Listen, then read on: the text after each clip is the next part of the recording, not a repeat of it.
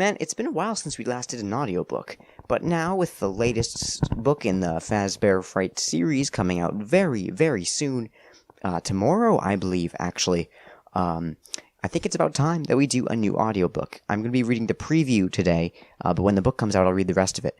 Now, before we begin, I would like to say that if you want to get to these videos early, I know there's a lot of people saying I should just upload them all at once, but I like to kind of arrange them in a way so that there's a break in between, you know?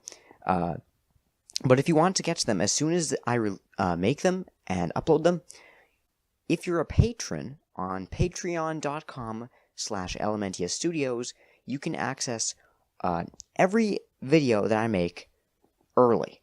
Unless, of course, it's like a news video or one that I have to get out quickly.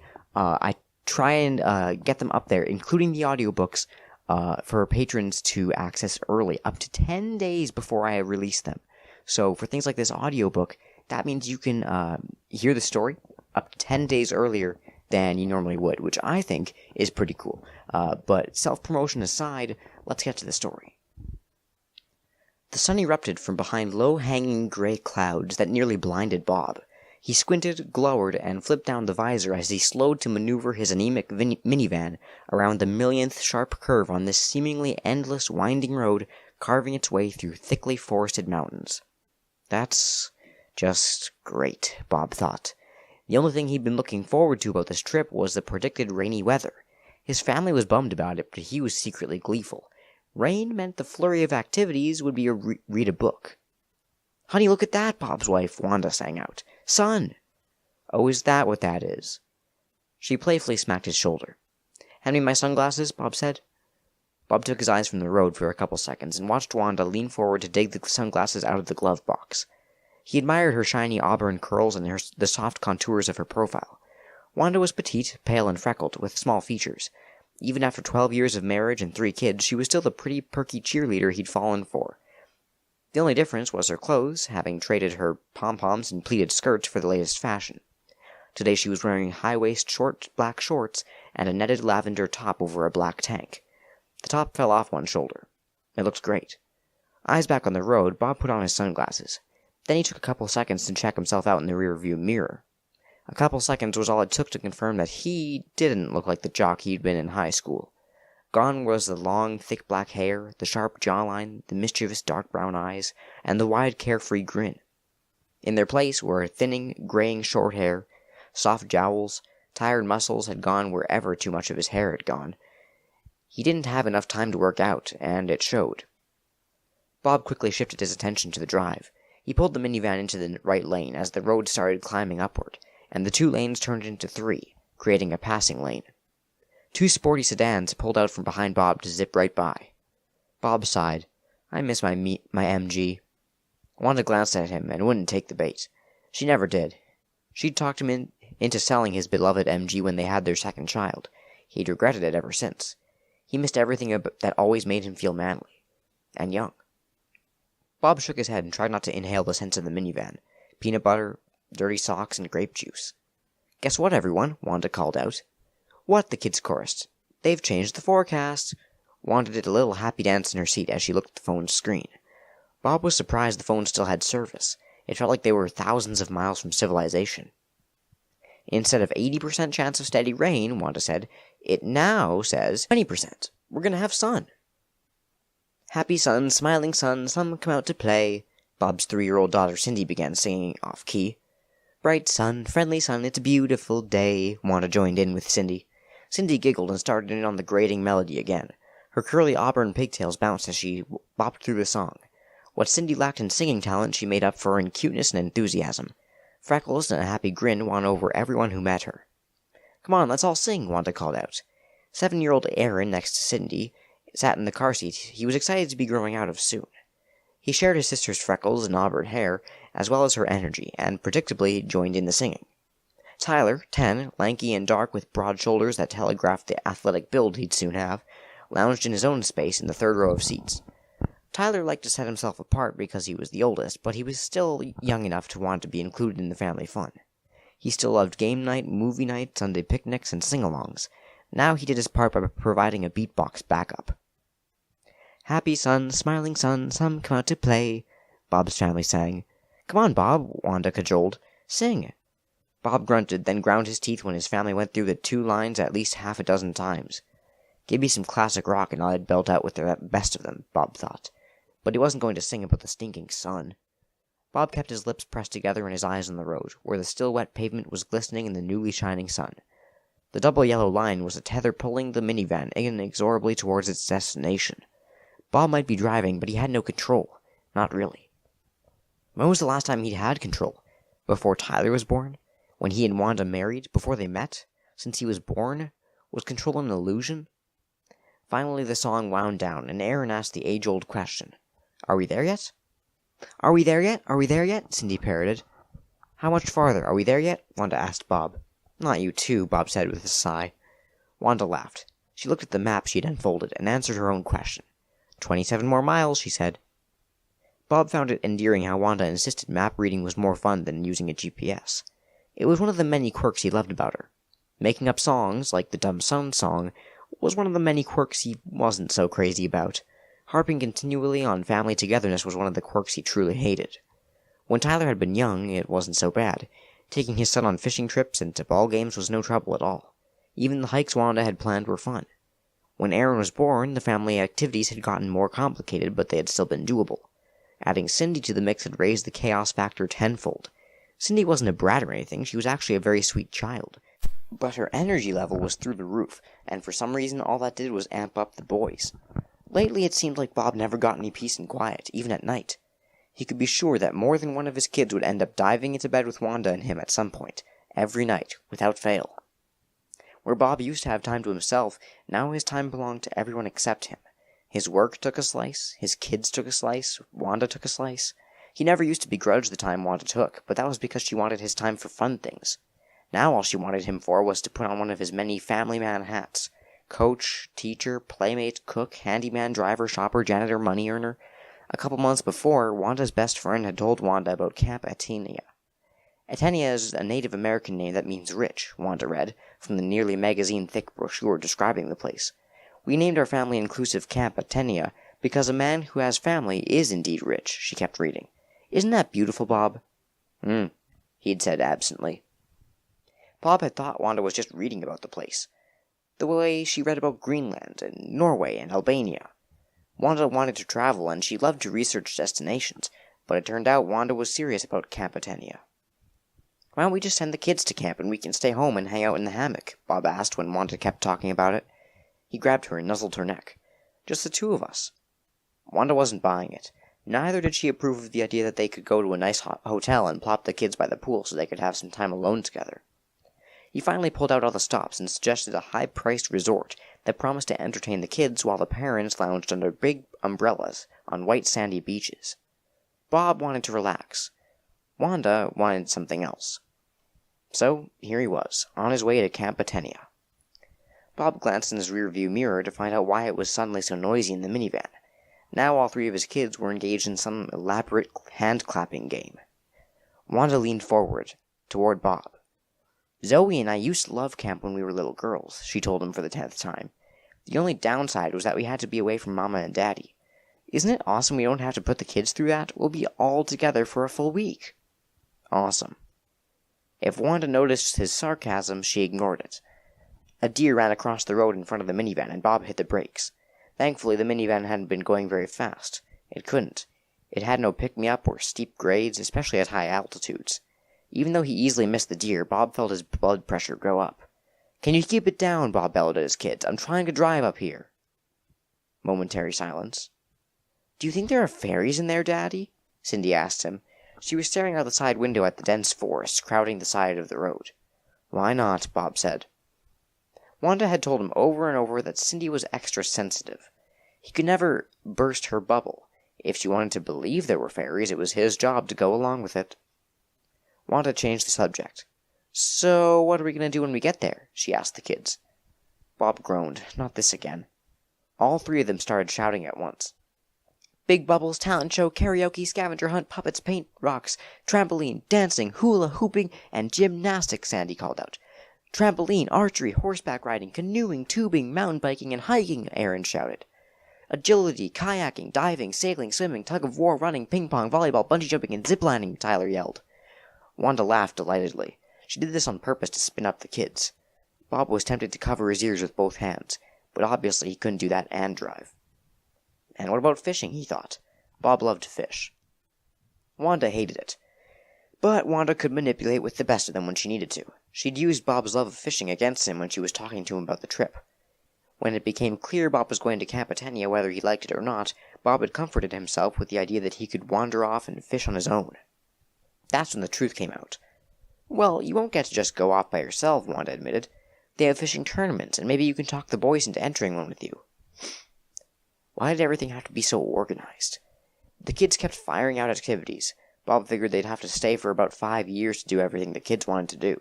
And they were staying for only a week. Only. Yeah, right. 7 days was an eternity. 7 days of fun and frolic, Wanda kept saying to him while she was getting everyone ready for the trip. She made it sound like that was supposed to be a good thing. How was Bob going to survive it? Capitania, Bob had to admit, was a great-looking place. Or it would have been if it wasn't infested with noisy families. Nestled in a narrow valley, between two tall, wooded mountain ranges topped with craggy rock, Capitania hugged the edges of a massive, meandering, deep blue freshwater lake, Lake Amatahi. According to the camp brochure, Amatahi was Cherokee for forest water. That would have been an appropriate name for a lake in the woods, except for the fact that the camp was nowhere near Cherokee territory. When Bob pointed that out to Wanda, she didn't seem to care.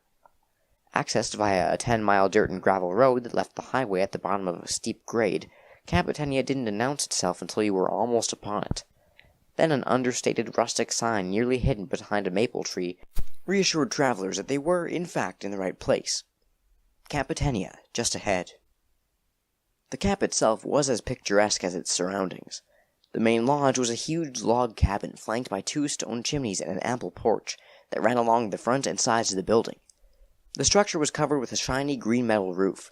The camp's 35 cabins looked like the lodge's children, little log and stone buildings that were scattered near the main lodge like baby ducks swimming around their mom. Bob and his family were slated to be in cabin number 17, Cabin Nutta. Nutta, apparently, was an Algonquin name meaning strong. Bob's boys thought that Nutta was a hilarious name. "We're going to stay in a nut house," Tyler had told all his friends when they'd gotten their assignment. "Don't mess with my Nutta," Aaron kept saying. "Will it have lots of peanuts in it, Daddy?" Cindy had asked several times. Wanda said, "We'll get nutty." Bob responded, "I'm going nuts." He thought the name was idiotic because, again, the Algonquin tribe lived nowhere near here either. The owners of Capitania seemed to have reached a swirling vortex of Native American names and randomly picked a few. Capitania's parking lot was a shady, tree-guarded gravel rectangle beside the main lodge.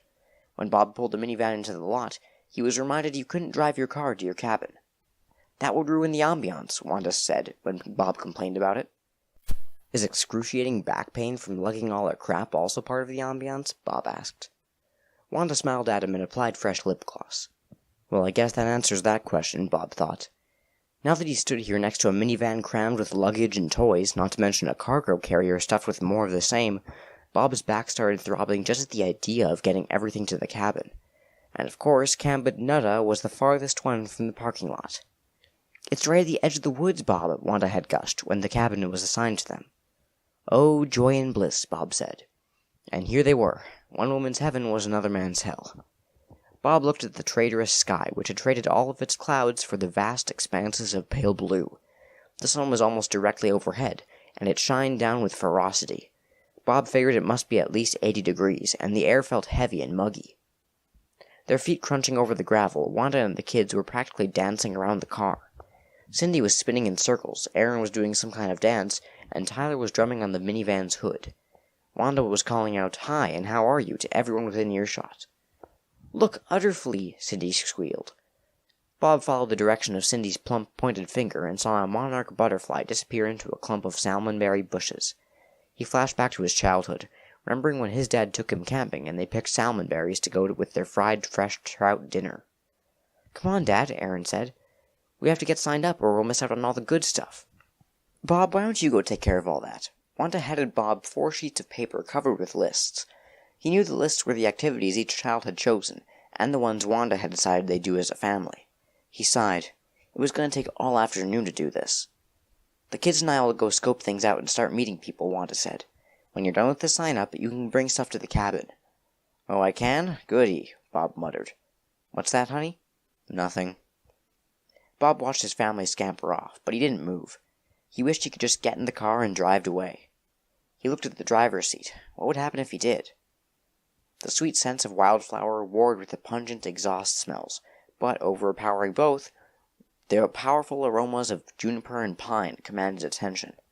They made Bob think of a gin and tonic, his favorite drink. "It tastes like an evergreen tree," Wanda had said the first time he made her one. After that, she started calling gin and tonic that tree drink, and eventually she shortened it to a tree. "Make me a tree," Wanda would say occasionally after the kids were asleep on Friday nights. He could use a tree right about now. Suddenly he got shoved from behind. A kid yelled sorry as Bob staggered to the side of his minivan. Clutching the open second-row door, he noticed an overweight, sweating, middle-aged man wrestle with multiple duffel bags and suitcases. The man met Bob's eye, and Bob gave him a sympathetic smile. Then Bob shut the minivan's doors and looked around. He was immediately sorry that he did. Taking in the camp from behind the driver's seat and watching his family spill from the minivan with uncontained enthusiasm had been bad enough. Seeing the whole of this purgatory in one wide angle was practically unbearable. Kids ran all over like they'd been given a drug that rendered them senseless, but kept them in perpetual motion. Men were morphing into pack mules, sweating dads staggered around under the weight of their burdens. Moms were socializing and organizing. In the midst of the chaos, camp counselors blew whistles and shouted incomprehensible instructions. Bob tried to decipher what they were saying, but he couldn't. Steeling himself, he approached a ponytailed, blonde, blue-eyed counselor. She blew her whistle when he was just 4 feet away from her. The high-pitched screech catapulted into his ears and zigzagged around in his brain for several seconds before he could speak. "Excuse me," he said, "but which way to sign up for activities?" Ridiculously, she blew the whistle again, but this time it was at least a short burst, and she pointed to a shallow flight of stairs on one end of the lodge. "Go up those stairs, then follow the walkway to the front porch. Get in the line, and it'll lead you to the sign-up tables inside." She blew the whistle again. Bob's fingers itched to pull the whistle off her neck, but he contained himself. "Thanks," he said, through a murderous smile. Bob went up the stairs and found the line on the lodge's front porch. From here, he could see that his family was already settling in. Cindy was holding hands with another girl, this one with black braids, and spinning around on a big dock that stretched over the lake. What was it with little kids and spinning? Near Cindy, Wanda was talking to a woman, while Bob's boys and another boy took turns trying to skip rocks across the surface of the lake. And here he was, standing in a line so he could take care of his paperwork. Story of his life. Bob lost track of how long he waited. Flies droned around his head, and he felt his nose starting to burn. That would teach him to ignore Wanda's advice to put on sunscreen. "It's gonna rain," he told her confidently. "You never know," she said. It was amazing how often she did know what he didn't know. Someplace nearby, someone played a guitar. Someplace even nearer, someone ate beef jerky. Bob wrinkled his nose. The smell made his stomach roil. Other parents were chatting in line, but Bob kept his head down. For the first time since he'd pulled the minivan out of his driveway, he was able to think about the proposal he wished he was home working on. He didn't have time to take a week's activities with a bunch of strangers. Honestly, he needed to be alone. Bob turned to watch his family again. Cindy and her new friend were now playing a makeshift game of hopscotch between the lawn and the lake, while the boys were trying to balance on the pilings along the edge of the dock. He was sure he was going to hear a splash pretty soon. Bob finally reached the doorway of the lodge. Hard to believe, but it would eventually be his turn. Curious in spite of himself, he looked around the lodge's interior. It was just as the brochure depicted. Exposed log walls, lots of big, heavy wood furniture padded with the cushions covered in vaguely Native American patterns. A massive buck's head presided over the fireplace, and the chandeliers hanging from the log roof were made out of antlers. This was not the best place to be a deer. Bob took one last peek at his family before he stepped completely into the building. As expected, the boys fell into the lake. Cindy continued to play hopscotch. Wanda laughed at her sons, only because they were laughing too. If anyone had asked Bob if he loved his family, he would have answered a vehement yes, because he did. But that didn't mean he liked them all the time, and lately, He'd been liking them less and less. They always wanted something. "Daddy, look at the picture I drew," Cindy would say. "Daddy, can you throw the ball to me?" Aaron would ask. "Dad, please help me with my school project," Tyler would beg. "Honey, the garage door is rattling. Please fix that," Wanda would order. Yeah, order. She always said please, but it felt less like an order than it did when his boss said, "Get that done today, please." Bob was tired of all the requests, all the obligations. He needed to breathe. "It's your turn, dude." Someone tapped Bob on the shoulder. He looked around. A young dad, who obviously still loved fatherhood, stood behind Bob. The dad grinned and pointed over Bob's shoulder. "You're up." At the table in front of Bob, a hefty, tanned woman with super short, dirty blonde hair and smile lines around her eyes looked up at him. "Hi, I'm Marjorie." She gave him a big smile, and he admired her very white, even teeth while she pointed to the white plastic name tag pinned to her green Campetania shirt. "Welcome to Campetania." "Oh, is that where I am?" He was aiming for dry humor, but apparently he missed the mark. Marjorie's smile faltered. She frowned for a second and then said, "Name?" "Mackenzie." The woman tapped the keys on a wireless laptop. "Bob, Wanda, Cindy, Aaron, and Tyler." "That's right." "Okay, let's get you signed up. Have you prepared your list of activities?" Bob handed the woman Wanda's neat lists. The camp offered 112 activities, and asked the campers come prepared with lists of at least 20, ordered by preference. Wanda's lists held 72 activities altogether. Bob wondered what Marjorie would do with that. But she didn't seem surprised at all. "Perfect," Marjorie said as she began typing. Bob watched her, his jaw clenched. One of the objections he had to Campetania, in fact to any summer camp, was the rigidity of the thing. He had no issues with being outside or doing fun things, but doing things on a schedule, following a list, that drove him nuts. Maybe he did belong in Camp Nutta. Seriously, though, he did get enough schedules and lists to follow at work. At least at work he was getting paid. Why did he have to be subjected to this crap at home, too? Marjorie stopped typing. "I wasn't able to get you into every activity listed, but I managed the top 20 for each of your children and for your family as a whole." Awesome juice. Bob enjoyed using one of Tyler's favorite sayings. Tyler actually meant it when he said it, but for Bob, awesome juice meant either, "that sucks," or "I couldn't care less." Marjorie handed Bob's lists back to him, then looked both ways and behind her before leaning forward. When she spoke, her voice was barely above a whisper.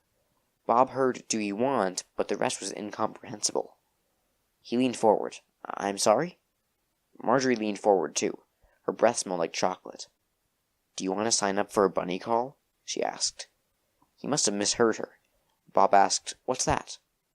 Marjorie turned and pointed toward a tall rabbit standing in the far corner of the massive room, under an antique canoe hanging from the vaulted ceiling. The rabbit, which had bright orange fur, wore a white and black checked vest, a yellow and white polka dot bow tie, and a black top hat, through which its floppy ears stuck straight up. The rabbit held symbols, like old-fashioned wind-up monkeys used to have. Bob blinked. How had he missed the rabbit when he first looked around? It was like missing an anaconda in a pen full of puppies. The rabbit did not belong. It really did not belong.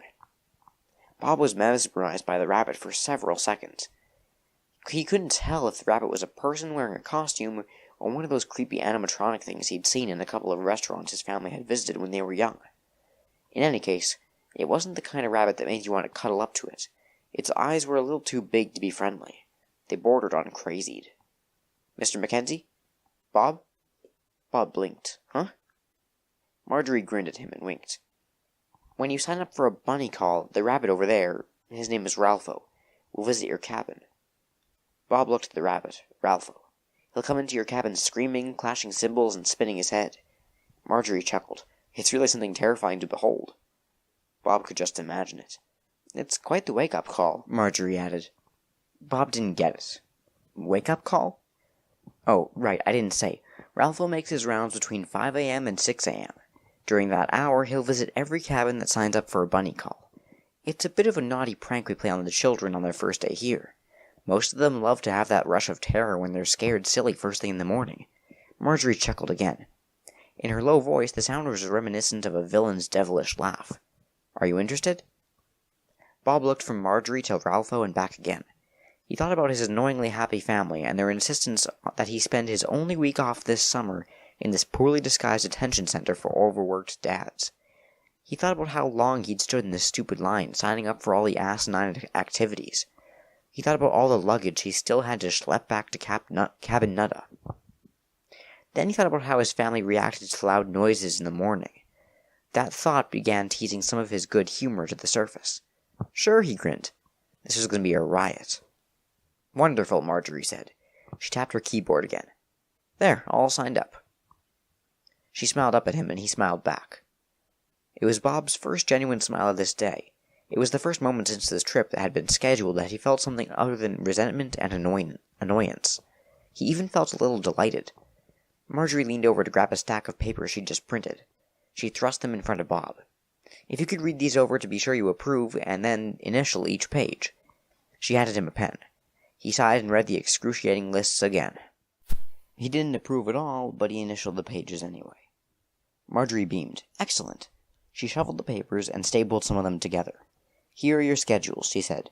Ralph will visit in the morning, and the rest of your activities are blocked out on the calendar. She handed Bob a key and a little booklet. Key to Cabin Nutta and a book of camp rules, she explained. Oh, lovely, a book of rules. Bob needed more rules, like he needed a few more jobs or a few more kids. He didn't say that out loud, he just took the rule book and the key. Have fun, and don't hesitate to ask if you need anything, Marjorie said. Bob nodded at her, gave Ralph one last look, and then headed outside. He noticed his step felt lighter. He was tempted to do a little spin as he headed out the door. Instead, he turned to Ralpho one last time and tipped an imaginary hat to his new friend. Thanks, buddy, Bob said quietly. Ralpho had given Bob the most profound sense of gratification he'd had in weeks. Bob hauled the last load of luggage into Cabin Nutta and stepped back outside to catch his breath.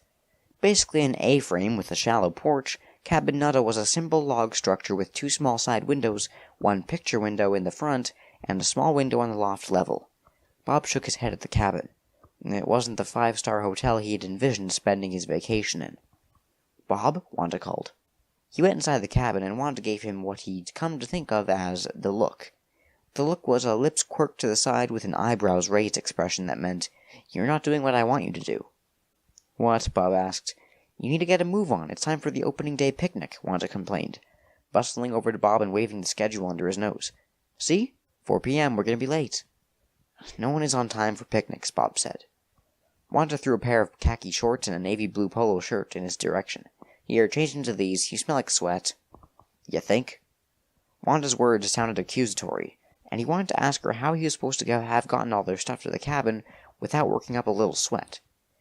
Instead, he watched Wanda set up Cindy's sleeping kit, a small vinyl pouch tucked into a white wicker basket. The pouch held a sleep mask and earplugs, and the basket included a cup of water with a lid. From early in their relationship, Bob had known that Wanda was a loud snorer. She'd fallen asleep on his shoulder in a concert once, and her snores were somehow audible over the loud music. When they had kids, he'd found out that the snoring thing was genetic, and unfortunately it came with a propensity toward light sleep and an overreaction to being awakened by loud noises or bright light. These days, Wanda and the kids all wore earplugs and blackout sleep masks to bed. Bob never bothered with a mask, but Wanda's snores forced him to wear earplugs, and even those weren't enough to keep him from feeling like he was spending every night in a working sawmill. That was another thing about this trip that displeased him.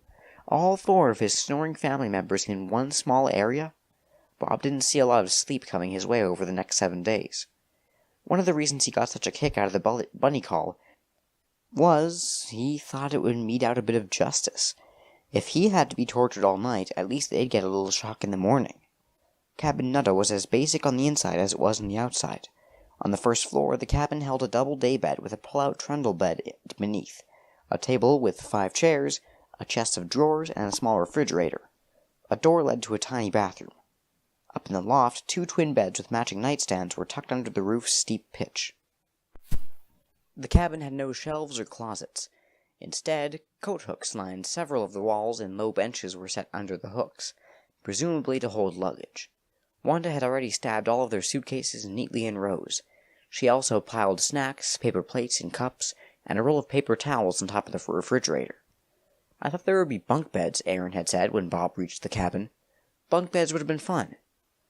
"When I was your age, your uncle and I were complaining that we had to have bunk beds," Bob told his son.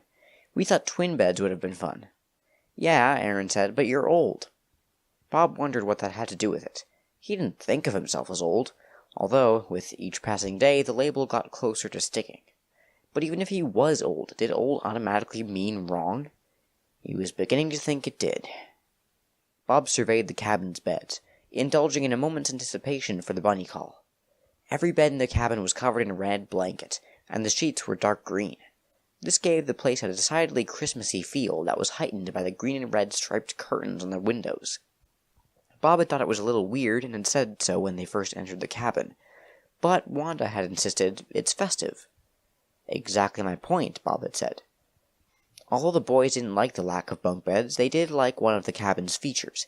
It had a trapdoor in the floor. "What's that for?" Aaron asked when he found it. Bob made Aaron wait while he dropped through the trapdoor and checked out what was below. Turned out it was just the cabin's crawl space. Bob figured they decided to put the crawl space door inside to prevent critters from getting under the cabins. Or maybe it was an insulation thing. Whatever it was, it delighted the boys, who went in and out of the crawl space several times, jabbering about hidden treasure. Wanda snapped her fingers in front of Bob's face. "Why are you just standing there?" She gave him a push. "Change!" Obediently, Bob began pulling off his sweaty clothes, replacing them with fresh ones. When he was done changing, he stood at mock attention in front of his wife, who had already emerged into a simple emerald green sundress. "Do I pass muster?" Wanda smiled, gave him a hug, and kissed him on the cheek. She recoiled. "Oh, rough. You need a shave." "I'm on vacation," Bob reminded her. "That's an excuse to give your wife whisker burn?" Bob sighed. Would he ever get a break from anything? He picked up his shaving kit. "Not now," Wanda said. "We're late." Bob dropped the kit in frustration. "Well, then you just tell me exactly where and when and how, and I'll do exactly what you want," he said. Wanda didn't seem to hear the acrimony in his voice. She probably thought he was serious because she smiled at him and linked her arm through his. "Let's go to a picnic." Spread out over the vast expanse of lawn sloping down to a sandy beach, the picnic was a chaotic mass of food, games, and socializing. Bob wanted to run and hide in the forest the second he and his family reached the edges of the tumult. "Camp Britannia welcomes you," a bright green banner shouted from its place stretched between two massive fir trees. Bob doubted that Camp Britannia welcomed any of them. It was more probable that the camp wanted them all to go away. In fact, Bob was pretty sure Lake Amahadi wished the camp had never been built. Bob had entered the architecture firm as an apprentice right out of school, and in the 12 years he worked there, he learned a lot about form and function and energy and landscape. Walking sites to prepare plans, he often had a sense of when a building welcomed structure and when it didn't. Not that he ever shared that tidbit with anyone. He kept his intuitive sense of a place in mind whenever he designed structures, but he never told his clients he was repositioning a building on a site because the earth wanted it that way. He had some sort of weird sense about land and nature, but he wasn't stupid. "Come on, Bob," Wanda tugged at his arm. "Stop loitering, you look like a deer in headlights." "I feel like a deer in headlights. I'll probably be mounted on one of the lodge walls by the end of the week." "Very funny." Wanda towed Bob over to the end of the row of picnic tables. They were lined up, covered with dark green vinyl cloths, and valiantly trying to hold several tons of food. Wanda handed him a heavy-duty paper plate. "We might as well eat while the kids play. Then I'll corral them and help them get their own meals." Bob looked around for the kids. The boys appeared to have become ninja warriors. They wore green headbands now, and they were having sword fights with long sticks. He glanced toward a cluster of toddlers clambering around a clown, who was smearing paint on a red-headed girl's face. Cindy was hopping up and down next to the girl. Me too," she squealed loud enough that Bob could hear her clearly from a great distance. "Make me Buzzy Honeybee," Cindy commanded. "Doesn't it smell good?" Wanda gestured at all the plates of potato salad, bean salad, macaroni salad, pasta salad, green salad, deviled eggs, raw veggies and dip, chips and dip, baked beans, and various casseroles that were covering the picnic tables. "Honestly, all I can smell is burnt hot dogs," Bob said. A barbecue was set up halfway between the food tables and the lodge. From the charred smells and the flames belching into the air far too high for safety, Bob wasn't sure the chef, a skinny camp employee with a narrow flushed face, knew what he was doing. Wanda wrinkled her nose. No, really, can't you smell the dill in this salad, and the thyme in this one? Give him a chance." "Woof," Bob said, before dutifully sniffing the salads. He still couldn't smell anything except overcooked barbecue. Wanda giggled. "Come on, you're holding up the line." Bob sighed and started dishing up the salads. While he piled food onto his plate, he tried not to dread the inevitable scene that would unfold when Cindy realized there were hot dogs being consumed all around her. Cindy thought hot dogs were cru, i.e., cruel. Can't eat doggies. Cindy had protested the first time hot dogs were presented to her. No matter of explanation convinced her that the term hot dog was not precisely descriptive of what she was eating. "Bob?" Wanda gave him a gentle shove. "Honey, whatever you're thinking about you can think about later. Come on." Wanda led him to a long picnic table filled with laughing couples. "Are these seats taken?" Wanda asked one of the couples. "Nope, they're all yours." A large, boisterous woman with big hair and a mouth to match sang out, "Pull up a bench." She laughed as if she just said the funniest thing in the world. Her laugh was a high-pitched trill that sounded like a bird's mating call. Her husband, a small, sandy-haired man with sunburned ears, glanced up and offered an unconvincing replica of a smile. Bob matched it with his own social tooth-baring. Wanda plopped down on the bench and scooted in to make room for Bob. "I'm Darlene," the large woman said, "and this is Frank." She pointed at the guy with the sunburned ears. Frank lifted a fork, then returned to eating. "Don't mind him," Darlene said. "When he gets food in front of him, he forgets how to talk. Eats like a horse, my Frank, and look at him. It's not fair. I eat a carrot and I gain a pound." Bob had no idea what to say to that, so he let Wanda handle it. He heard her say something sympathetic while he put his attention to his food. The bench was hard and narrow, and it hurt his butt. He shifted, and he whacked his knee on the picnic table frame. He shifted again, and a splinter the size of a small knife jabbed him in his thigh. A pair of flies dive-bombed his plate, and he shooed them away. This was supposed to be fun. He stabbed a chunk of potato and stuffed it into his mouth. It wasn't cooked all the way through. He hated crunchy potatoes and potato salad. He made a face as he chewed, wishing he could spit out this whole miserable experience. While Bob ate, an animated conversation about camp activities began. Everyone at the table offered an opinion about what was going to be the most fun thing to do at Camp Britannia. Even Frank, who had finished eating, joined in with apparent glee when he talked about the tennis tournament that would start the next day. When Wanda piped up to tell everyone that their whole family was competing in a capture-the-flag tournament the next day, Bob almost groaned out loud. He'd forgotten he agreed to that. The very thought of running around the woods trying to grab a piece of cloth made his teeth hurt. Bob had hoped that after the picnic he could spend the rest of the day sitting in a deck chair, but he was reminded why he was rarely bothered being optimistic. The picnic ended at 6, and Wanda informed him that their family was signed up for team competitions from 6 to 9, in darts, horseshoes, and the card game Hand and Foot. After that there would be a big campfire and marshmallow roast. "It's going to be great fun," Wanda chirped, a little later as she cleaned up the ketchup smeared on Cindy's face. Predictably, Bob's family finished last in darts and horseshoes, and 7th in the Hand and Foot tournament. But Tyler was the only one who had a problem with that, and luckily his disappointment didn't last long. Tyler was like his mom. He didn't dwell on what he couldn't change. He just moved on to the next possibility around the corner. "That's what life is all about, Bob," Wanda always told him. "Possibility. Every day is filled with possibility. You just have to look for it." Bob had thought this was adorable for the first few years he was with Wanda. Now it was grating on him, maybe because he wasn't seeing a lot of possibilities that pleased him. This one, for instance, wasn't high on his good times list. The evening's campfire was a massive configuration expelling smoke that hung in choking swirls over the entire lawn and beach. Bob's eyes burned, and his throat felt raw. "Look at the big fire, Daddy," Cindy said, tugging on his hand so they could move closer. Bob had instinctively grabbed Cindy's hand as soon as he'd seen the fire. She loved bright things, and he knew she'd make a beeline for it, which he did.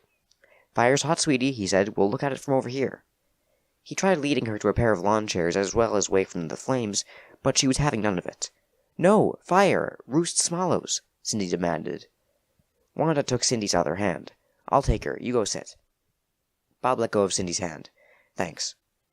Wanda blew him a kiss and trotted over with Cindy toward the marshmallows and crackling fire. Bob turned toward the lawn chairs, but of course they were all taken now. He scanned the area for a place to sit. Sighing, he went toward one of the logs set up around the campfire and awkwardly perched on the curved edge. A mosquito immediately appeared and landed on his knee. He smacked his knee and killed the mosquito. "I thought you guys didn't like smoke," he said to the dead bug. "I think they get used to it," a balding man with a big gut said as he dropped onto the log next to Bob. "Maybe they build up a tolerance in places like this." His voice was deep and smooth. He could have been a radio personality.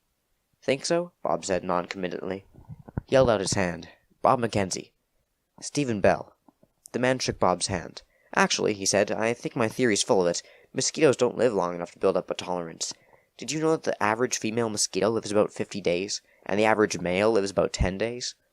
Figures, Bob said. The females and the babies never leave him alone. Stephen laughed. He got that right. He gestured toward a pair of very pretty blonde girls. Bob guessed they were 13 or 14. The girls were flirting with a couple teen boys wearing pants so baggy they were about to fall off. Or they worry themselves to death. Those 2 girls are mine. The guy shook his head. I don't sleep much. Bob nodded. I can see why. You have girls? 1. She's just 3. 2 boys, too. Fatherhood's not for the faint of heart, Stephen said, but it's a heck of a lot of fun. Bob offered a socially acceptable nod that didn't represent at all what he was thinking. It was nearly 11 p.m. by the time the whole family was back in the cabin and the kids were ready for bed. The boys said goodnight and fell into their twin beds, asleep almost the second they hit the mattresses. Their snores began vibrating the exposed ceiling beams immediately. Cindy, on the other hand, was wound up. Wearing one of the cabin's extra quilts as a cape, she was dancing around the place, shouting, I'm a princess. If you're a princess, where's your crown? Bob asked. Oh, now you've done it, Bob, Wanda said. And sure enough, Cindy started crying because she didn't have a crown. Oops, Bob said. It took Wanda several minutes to convince Cindy they could make her a princess crown during crafting time the next day. In the meantime, Cindy had an invisible crown. Okay, Cindy finally said. Wanda and Bob sighed in relief. Cindy still wasn't ready to go to sleep. Story, she begged, crawling into Bob's lap. Bob sat back with his back against the metal frame of the double-day bed. And that's the end of the preview. The full book is coming out tomorrow at this point, so I'm going to hopefully get to that as soon as possible. But in the meantime, it's just going to have to end off here. I know there hasn't been much action in this first part of the story, but I'm hoping that changes next time. So, if you want to know when the next part comes out, obviously, subscribe, because, that would be pretty cool. And let me know what your thoughts are in the comments. Believe me, I do read them, and I find them pretty interesting. This could be a very curious story to continue. So I'll see you guys next time. Thank you for watching. Bye-bye.